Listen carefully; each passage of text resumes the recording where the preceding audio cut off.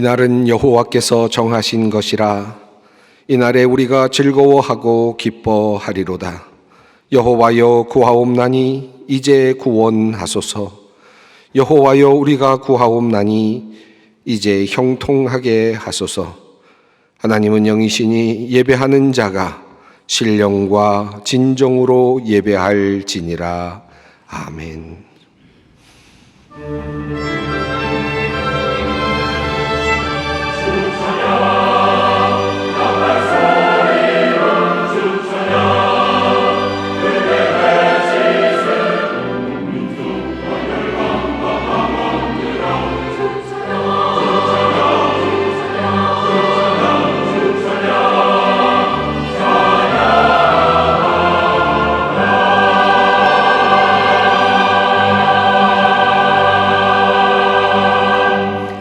영원히 찬양받으실 주 여호와 우리 아버지 하나님, 그 놀라우신 능력과 크신 은총을 인하여 주께 영광 돌립니다. 죄와 사망에서 우리를 건지신 주 예수 그리스도의 은혜를 찬양하옵고, 오늘도 우리와 함께 하시며 날마다 새롭게 하시는 성령의 놀라운 역사로 인하여 주께 찬송을 부릅니다. 성부, 성자, 성령께 세세무궁토록 영광이 있을지어다. 아멘. 다 함께 일어나셔서 15장 찬송 부르시겠습니다.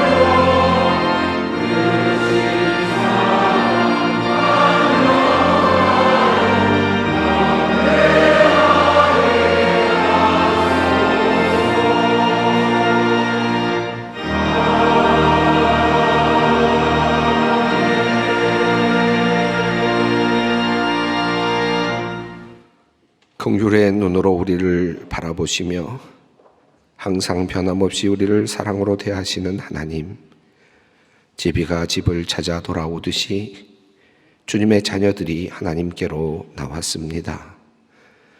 주님 안에서만 참된 안식이 있음을 알기에 우리의 목마름과 배고픔과 절망과 두려움과 고통을 모두 주님 앞에 내어놓습니다. 오늘도 우리에게 살 길을 열어주시고 생명의 양식으로 먹여주시옵소서. 하나님, 오늘도 우리의 모습은 초라합니다. 주님을 기쁘시게 해드릴 만큼 온전하고 거룩한 삶을 살아내지 못하였습니다. 교회 주변을 서성이며 이런저런 봉사도 해보는 우리들이지만 우리 안에서 끊임없이 일어나는 욕정과 욕망을 다스리지 못하여 늘 실수하며 무너지곤 합니다. 무엇보다 우리의 생각이 바르지 못하였습니다. 우리의 마음이 선하지 못하였습니다. 우리의 행동과 삶이 깨끗하지 못하였습니다. 주님, 우리를 긍휼히 여겨 주시옵소서. 주님은 우리를 빛으로 부르시어 온 세상을 비추기를 원하셨지만 도리어 우리의 허물과 죄가 드러나므로 하나님의 영광과 위엄을 가리고 말았습니다. 통회하는 심정으로 주님 앞으로 나아갑니다. 우리의 모든 죄를 주님의 보혈로 사하여 주시고 새 사람으로 덧입혀 주시옵소서. 지금은 하나님과 나만이 아는 죄를 생각하며 묵묵히 참회의 기도를 드립니다. 누가 정죄하리요? 죽으실 뿐 아니라 다시 살아나신 이는 그리스도 예수시니 그는 하나님 우편에 계신 자요 우리를 위하여 간구하시는 자시니라. 누가 우리를 그리스도의 사랑에서 끊으리요? 그러므로 이제 그리스도 예수 안에 있는 자에게 결코 정죄함이 없느니라. 아멘.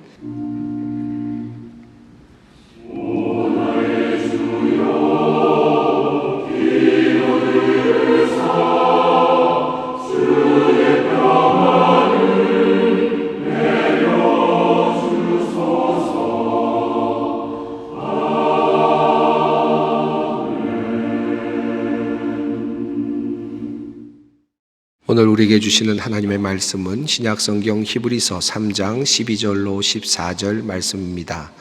히브리서 3장 12절로 14절까지 말씀입니다. 이 계시의 말씀을 봉독할 때 다 함께 살아계신 하나님의 음성을 들으실 수 있기를 바랍니다. 형제들아, 너희는 삼가 혹 너희 중에 누가 믿지 아니하는 악한 마음을 품고 살아계신 하나님에게서 떨어질까 조심할 것이요 오직 오늘이라 일컫는 동안에 매일 피차 권면하여 너희 중에 누구든지 죄의 유혹으로 완고하게 되지 않도록 하라. 우리가 시작할 때에 확신한 것을 끝까지 견고히 잡고 있으면 그리스도와 함께 참여한 자가 되리라. 아멘. 그리스 신화에 나오는 오르페우스와 그리고 그의 아내인 에우리디케에 관한 사랑의 이야기는 아마 여러분이 많은 분들이 알고 계시리라 생각합니다. 음악의 신인 아폴론 신의 아들이지요. 바로 오르페우스는 아주 탁월한 음악적 실력을 가지고 있었고 특별히 리라라고 하는 악기를 잘 연주하는 음악가였습니다. 그에게는 아내가 있었는데 에우리디케라고 하는 아내였습니다.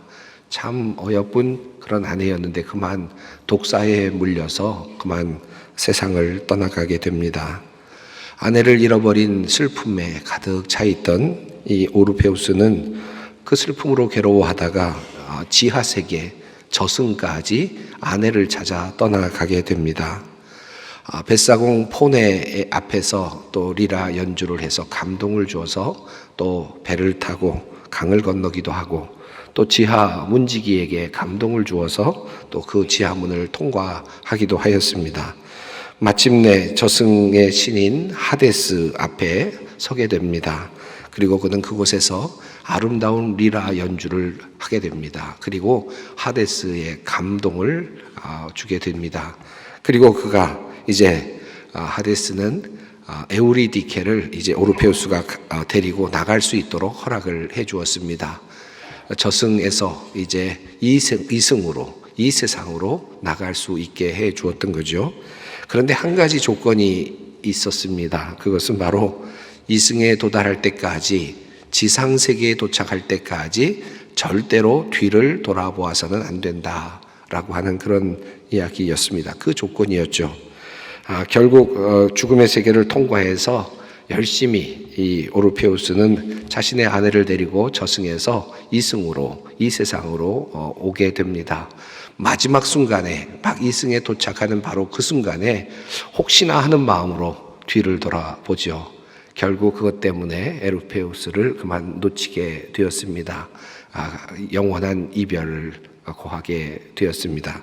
참으로 안타까운 이야기가 에우리디케와 또 오르페우스의 이야기를 할 수 있겠습니다. 이런 안타까운 이야기는 여러 화가들에 의해서 그림으로 그려지기도 했는데요. 그 중에 대표적인 작품이 프랑스의 화가 까미유 코로가 그린 그림입니다.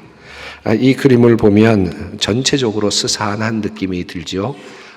마치 지하세계인 것 같습니다. 저 멀리서부터 지하세계로부터 이 오르페우스는 자신의 아내를 데리고 이제 이승으로 막 도착하려는 듯 보입니다. 이 이승 쪽으로 보면 이제 조금 더 색깔도 있고 그리고 밝은 느낌도 조금 드러납니다. 자, 그런데 리라라고 하는 이 연주 악기를 마치 횃불처럼 들고 그리고는 아내를 붙잡고 그렇게 막 이승으로 들어가는 장면입니다. 그런데 그만 바로 이 다음 장면에서 뒤를 돌아보게 됨으로써 결국은 아내를 놓치게 되는 겁니다. 참 어찌 보면 힘차게 걸어가는 이 모습이 참 멋져 보이긴 한데 그 다음에 그만 그가 그 아내를 놓치게 되는 장면을 상상해 본다면 너무나도 슬픈 이야기가 아닐 수 없겠습니다. 뒤를 돌아보면 안 된다라고 하는 이야기는 성경에도 있죠. 롯의 아내가 뒤를 돌아봅니다. 그리고 소금 기둥이 되었더라 성경은 말씀하고 있습니다. 이 뒤를 돌아본다 라고 하는 말, 이것은 물론 세상적인 것, 소돔과 고모라의 영광을 돌아본다라는 의미도 있지만 약속대로 뒤를 돌아보지 말라라고 하는 약속대로 지키지 못한 참을성이 없는 그리고 견뎌내지 못한 인간의 모습을 표현하고 있다고 할 수 있겠습니다. 인생을 살면서 그렇게 정말 끝까지 참아내지 못함으로써 어려움을 당하고 힘든 인생을 살아가는 사람들을 우리는 종종 보게 됩니다. 또 인생을 살아가면서 가장 인간에게 중요한 덕목이 무엇일까라고 생각을 해보면 그 중에 하나가 바로 견디는 힘이 아닐까, 견딜 수 있는 능력이 아닐까라는 생각도 해보게 됩니다. 아무리 머리가 좋고 그리고 좋은 학원에 다녀도요, 그럼에도 불구하고 스스로 견뎌내는 능력이 없으면 수능 시험 잘 보기가 어렵고 훌륭한 학생, 공부 잘하는 학생이 되기가 어려운 것을 우리는 보게 됩니다. 또 아무리 좋은 생각 가지고 있고 나름의 전략을 가지고 있어도 견디는 힘이 없으면 실제적으로 사업에서도 그렇고 가정에서도 그렇고 또 어떤 고난의 시간에도 자신이 견디는 그 능력이 없으면 결국은 실패하게 되는 것을 우리는 종종 보게 됩니다. 이 견디는 능력이 참 중요하다라고 생각을 할 수 있겠습니다. 견뎌내는 것, 끝까지 그 붙잡고 해내는 것, 그 해낼 수 있는 능력, 이것은 어쩌면 정신적인 능력일 수도 있을 것 같습니다. 우선 정신적으로 능력이 있어야 되겠죠. 강인한 정신적인 그런 능력이 있어야 포기하지 아니하고 끝까지 견뎌낼 수 있을 것입니다. 육체적으로 보아도 이렇게 또 견뎌내는 능력이 필요하다고 생각하면 육체적인 체력도 하나의 견뎌내는 능력에 속한다고 할 수 있을 것 같습니다. 우리가 운동을 하지 않습니까? 운동을 하면 점점 체력이 좋아지죠. 또 근육도 생겨나게 됩니다. 그렇게 되면 무언가를 할 수 있는 능력이 만들어지고 또 체력이 만들어져서 뭔가 지탱할 수 있는 힘이 생기죠. 마운틴 클라이밍이라고 하는 산에 올라가거나 또는 절벽 같은 데를 이렇게 손을 붙잡고 올라가는 그런 일을 하는 분들이 있는데, 사실 그렇게 올라가는 사람들에게 있어서 중요한 것은 체력이 아닐까 생각합니다. 한마디로 말하면 견뎌낼 수 있는 체력, 견뎌낼 수 있는 힘이 중요하지 않을까 생각이 들죠. 우리가 그 절벽을 올라갈 때 어느 자리에 발을 옮겨 놓으면 좋다, 또는 어느 자리에 손을 옮겨 놓고 어떤 방식으로 붙잡으면 잘 올라갈 수 있다, 나름대로의 방법을 배울 수는 있겠죠.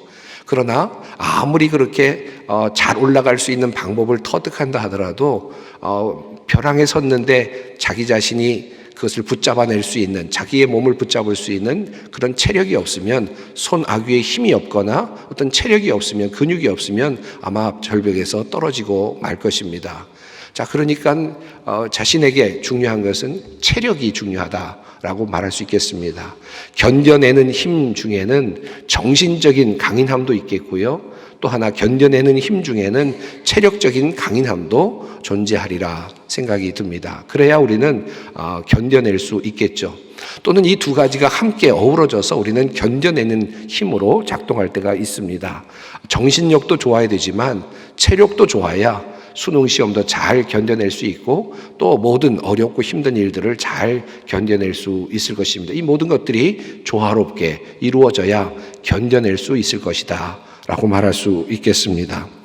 이것은 영적인 생활에도 마찬가지라고 할 수 있겠습니다. 우리가 영적인 삶을 살면서 뭔가 견뎌내는 능력, 영적으로 견뎌내는 능력이 필요하다라는 사실을 자주 깨닫게 됩니다. 우리가 영적으로 살아간다는 것, 하나님께서 원하시는 길, 하나님께서 어떻게 살라고 하시는지 이것을 모르지는 않습니다. 우리 모두는 다 성경을 통해서 하나님께서 우리에게 원하시는 바가 무엇인지를 잘 알고 있죠. 예를 들면 시편 1편의 말씀이 그렇습니다. 복 있는 사람은 악인들의 꾀를 따르지 아니하며 죄인들의 길에 서지 아니하며 오만한 자들의 자리에 앉지 아니하고 오직 여호와의 율법을 즐거워하여 그의 율법을 주야로 묵상하는 도다. 그는 시냇가에 심은 나무가 철을 따라 열매를 맺으며 그 잎사귀가 마르지 아니함 같으니 그가 하는 모든 일이 다 형통하리로다. 하나님께서 시편 1편을 통하여 우리에게 분명히 말씀해 주셨습니다. 형통하는 길, 시냇가에 심은 나무가 시절을 쫓아 열매를 맺는 것 같은 그와 같은 형통함의 길을 성경은 우리에게 분명히 말씀해 주었습니다. 악인의 길을 따라가지 아니하는 것, 그리고 죄인들의 길에 서지 아니하는 것, 오만한 자들의 자리에 앉지 아니하는 것, 이와 같은 삶을 통해서 우리는 형통의 삶을 살 수 있다라고 성경은 우리에게 분명하게 말씀하고 있죠. 자, 그럼에도 불구하고 우리가 그러면 오만한 자의 자리에 항상 앉지 않을 수 있습니까? 또는 죄인들의 길에 서지 않을 수 있습니까? 악인들의 그 자리에 꾀를 따르지 않을 수 있습니까? 때로는 악인들의 꾀를 따르게 되고 죄인의 길에 서기도 하고 오만한 자의 자리에 앉기도 하죠. 이것이 우리의 문제라고 할 수 있겠습니다. 우리의 영적인 삶을 보면 이와 같은 일들이 자주 일어나곤 하는 것을 봅니다. 2주 전에 설교 말씀을 드렸는데 2주 전에 설교 말씀의 제목이 뭔지 아십니까? 기억 못하시는 것이 당연하겠지만 그러나 슬기로운 입술에 대해서 말씀을 드렸습니다. 따뜻한 말을 하자, 슬기로운 말을 하자라는 그런 말씀을 드렸죠. 지난주에 제가 설교 말씀을 드렸는데 무슨 말씀을 드렸습니까? 원망하지 말자라는 말씀을 드렸습니다. 우리가 원망하지 말고 또 감사로 채우자, 기도로 채워가자라는 말씀을 드렸습니다. 여러분, 이 말씀을 듣고 한 주 동안 또는 2주 동안 어떻게 사셨습니까? 아마 가시면서 결단하셨을 거예요. 따뜻한 말을 해야지, 또 원망하지 말아야지, 오직 기도로 살아야지, 이런 마음을 가지셨겠지만 그러나 하루 지나고 이틀 지나서 여러분 어떻게 되셨습니까? 안 봐도 거의 알 수 있습니다. 그렇죠?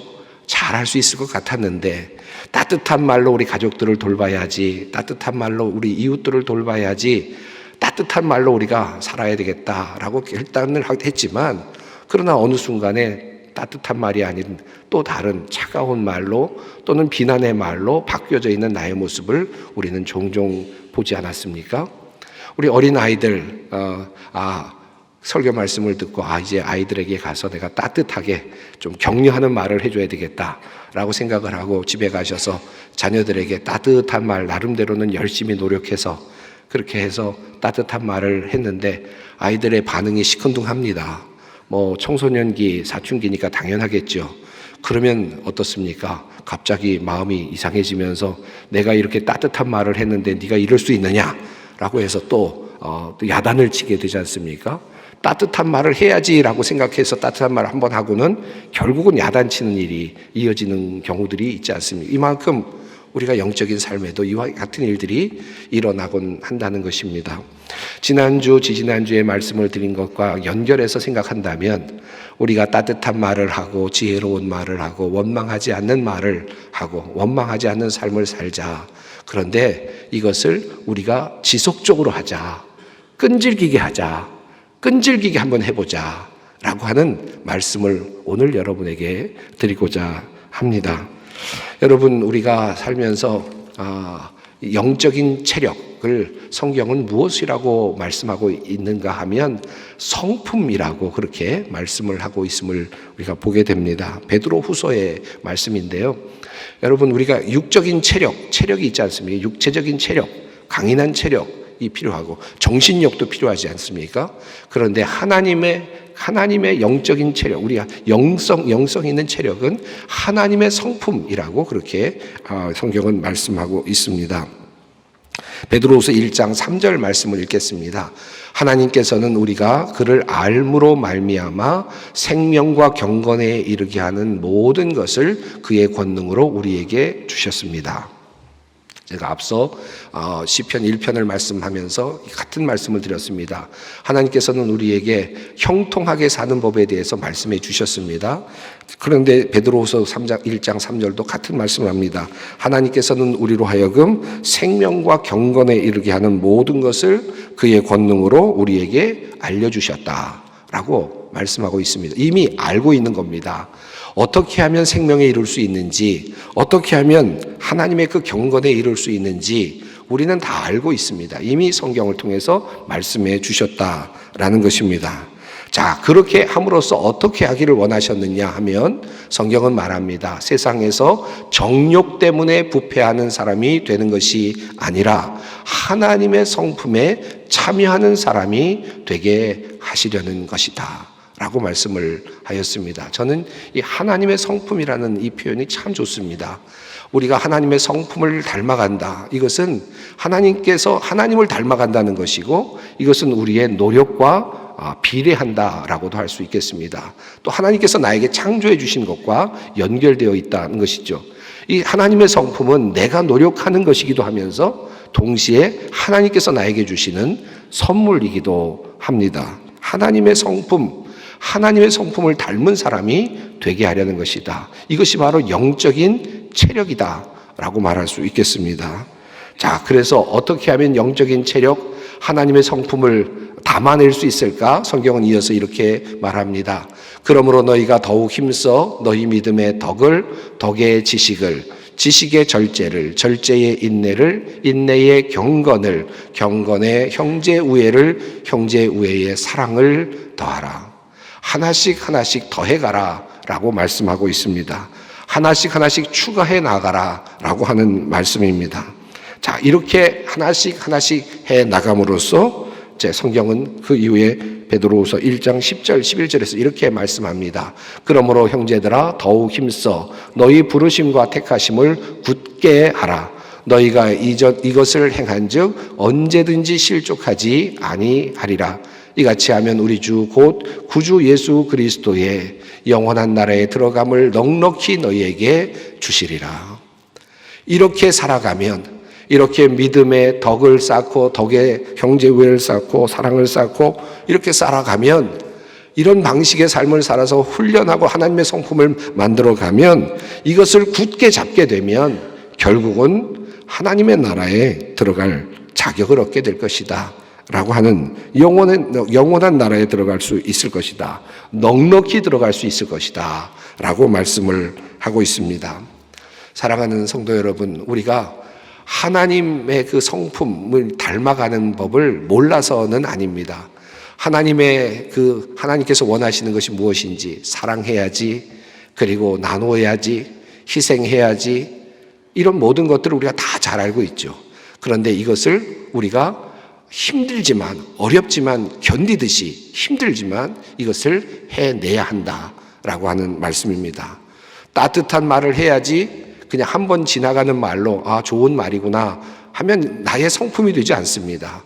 따뜻한 말을 해야지 이를 악물고 오늘도 하고 내일도 하고, 반응이 없어도 따뜻한 말을 주고, 도리어 반항하는 말이 나에게 돌아와도 따뜻한 말로 다시 응수하고, 또 계속해서 따뜻한 말을 계속해서 해나갈 때 그 따뜻한 말이라고 하는 것이 하나님의 성품으로 나아갈 수 있게 된다. 그것이 바로 나의 성품이 된다. 신의 성품이 된다 라고 하는 말씀입니다. 계시록 14장에 보면 비슷한 말씀이 있는데요, 이런 말씀이 있습니다. 성도들의 인내가 여기 있나니 그들은 하나님의 계명과 예수에 대한 믿음을 지키는 자니라. 두 가지 인내를 이야기했습니다. 하나님의 계명을 지키려고 하는 인내, 성도들의 인내, 마지막 날에 있을 성도들의 인내는, 견뎌내야 될 힘은 하나님의 말씀대로 살려고 하는 그 인내, 견뎌내는 것, 이것이 첫 번째이고, 두 번째는 예수 그리스도에 대한 믿음, 그것을 견뎌내는 것. 예수님이 나에게 누구신가, 예수님이 나에게 무엇을 해주셨는가를 생각하며 나아가는 것. 이 인내, 두 가지 인내를 말씀하고 있습니다. 하나님의 계명을 지키는 것이 중요한 성도의 인내이고, 또 하나는 예수에 대한 이 믿음, 이 신앙을 지켜내는 것, 이것이 또 다른 믿음이다 라고 말씀할 수 있겠습니다. 사실 우리는 하나님의 말씀 따라서, 명령을 따라서 살아가죠. 하나님의 명령을 따라서 우리는 생활을 합니다. 그리고 우리는 그것을 끊임없이 연습하고 또 연습합니다.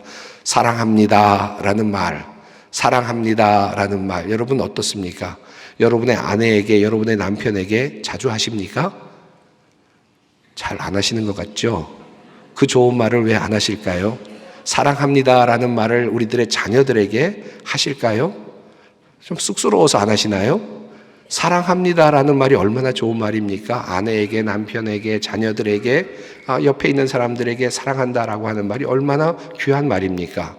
우리 장로회 신학대학교의 교수님이신 한 교수님께서 목회 상담학을 가르치시는 교수님이 계시는데, 그분은 항상 처음 시작할 때마다 사랑합니다라고 인사를 하면서 말씀을 시작하곤 해요.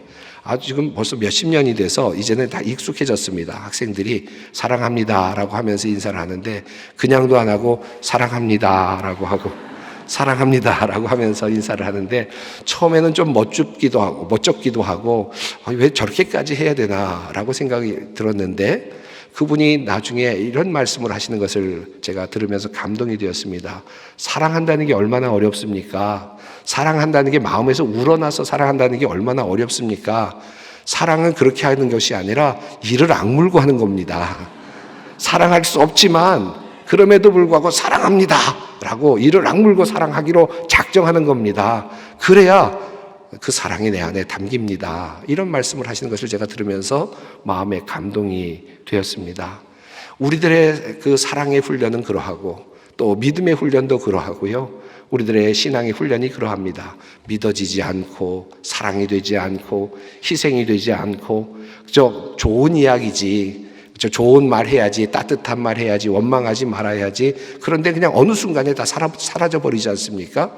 이걸 나의 성품으로 만드는 것, 이걸 나의 것으로 만드는 것, 그래서 하나님 앞에 섰을 때 그 성품이 나에게서 드러날 수 있도록 만드는 것, 이것이 진정한 그리스도인의 모습이 아닐까 생각합니다. 그런 의미에서 우리는 이를 악물고라도 사랑합니다 라고 말하는 것이고, 이를 악물고라도 희생하는 것을 배워가는 것입니다. 그것이 나의 성품이 되어가길 원하기 때문입니다. 오늘 본문 역시 우리가 견뎌야 하는 것에 대해서 분명하게 말씀하고 있습니다. 히브리서 3장 14절 말씀입니다. 우리가 시작할 때에 확신한 것을 끝까지 견고히 잡고 있으면 그리스도와 함께 참여한 자가 되리라. 우리가 처음 믿음을 가졌을 때 시작한 바로 그 확신, 사랑의 위력, 믿음의 위력, 소망의 위력, 부활의 능력, 이와 같은 것들을 끝까지 붙잡고 있으면 너는 하나님의 나라에 참여한 자가 될 것이다. 그리스도에 참여한 자가 될 것이다. 라고 하는 말씀입니다. 그저 좋은 이야기야. 그저 그렇게 살면 좋지. 한번 해볼까? 한번 해보고는 그 다음에는 다시 안 되는구나. 포기해야 되겠다. 이런 방식을 가지고는 우리들의 삶은, 신앙적인 삶은 변화가 없을 것입니다. 인내하는 것이 필요합니다. 끝까지 견뎌내는 것이 필요합니다. 사랑하는 성도 여러분, 오늘 그리스도인으로서 인내하는 것에 대해서 말씀을 드리긴 했지만 우리들의 삶 속에서 참으로 인내해야 될 것이 참 얼마나 많습니까? 악한 사람들 옆에서 인내해야 되기도 하고요. 악한 세력들 앞에서 인내하며 처절하게 견뎌내야 될 때도 있고요. 또 나쁜 상사들 밑에서 힘들게 어렵게 인내해야 될 때도 있고요. 여러 가지 인내해야 될 일들이, 참고 견뎌야 될 일들이 얼마나 많습니까? 여러분의 가정에서도 그렇지 않습니까? 가정의 행복을 위해서, 가정의 어떤 사랑, 가정의 어떤 평화를 위해서 인내하고 참고 견뎌야 될 때가 얼마나 많습니까? 아마 여러분 마음속에 속이 타들어가는 그런 인내의 삶을 살아가는 분들도 상당히 많이 있으리라 생각합니다. 그런데 이 인내가 매우 중요합니다. 하나님께서 이 인내를 통하여서 우리를 만들어 가시고 우리를 이끌어 가시기 때문입니다. 잘 참아냈으면 좋겠습니다. 여러분의 가정에서, 여러분의 삶 속에서, 여러분의 사업 가운데서 힘들지만 인내하고 견뎌내야 되는 그 모든 상황 속에서 하나님께서 힘을 주시고 잘 견뎌낼 수 있기를 바랍니다. 마지막으로 제가 한 그림을 보여드리려고 하는데 사실 제가 보여드리고 싶었던 그림은 정작 보여드리지는 못합니다. 제주도에 가면 김영갑 갤러리라고 하는 사진작가 갤러리가 있는데 일찍 세상을 떠난 아주 유명한 아주 훌륭한 사진작가죠. 그분이 그 찍은 사진인데 그것을 제가 여러분에게 보여드리면 이 판권과 관련이 돼서 아마 안 되는 모양입니다. 그런데 그 사진이 너무 좋은데 그 사진을 보여드리고 싶지만 안 돼서 그냥 보여드릴 수 있는 사진을 찾아보았는데 비슷한 사진을 찾아보았는데 갈대가 흔들리는 사진입니다.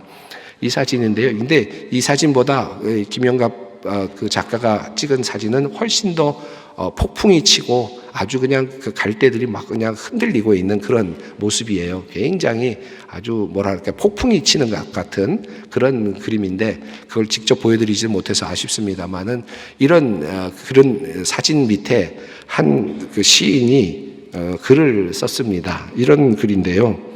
숲속의 사랑 16이라고 하는 시인데 이렇게 되어 있습니다. 거센 바람이 시기를 한다. 사랑은 언제나 약한 풀꽃. 그러나 그 바람 사흘을 못 가나니 참아라. 그러면 내가 이기리라. 저는 이 말씀이 항상 좋아요. 성경 말씀도 좋지만 이 시구가 참 좋습니다. 그러나 그 바람 사흘을 못 가나니 참아라. 그러면 내가 이기리라. 여러분이 참고 견뎌야 될 많은 영역들이 있을 겁니다. 신앙적인 영역에서 참고 견딤으로써 하나님의 성품을 만들어가는 것부터 시작해서 운동을 통해서 여러분의 체력을 만들어가는 참고 또 견디는 것으로부터 시작해서 여러 가지 견딤과 참는 것이 있겠죠. 여러분의 상황 속에서 어렵고 힘든 상황 속에서 참아낼 수 있는 귀한 여러분들이 되시기를 바랍니다. 그 바람 사흘을 못 가나니 참아라. 그러면 내가 이기리라. 기도하겠습니다. 사랑의 하나님, 우리에게 하늘나라의 비밀을 열어 보여주시고 그 안으로 들어갈 수 있는 신성한 성품에 이르도록 인도하시니 감사합니다.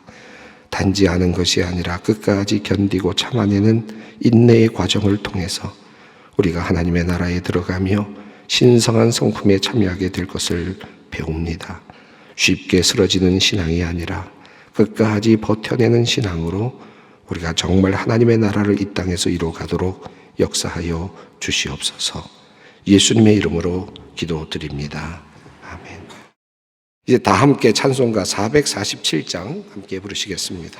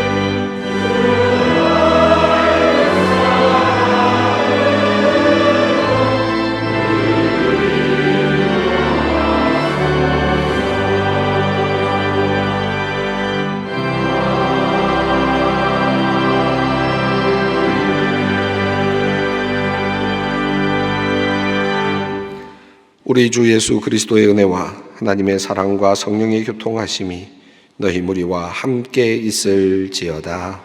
아멘.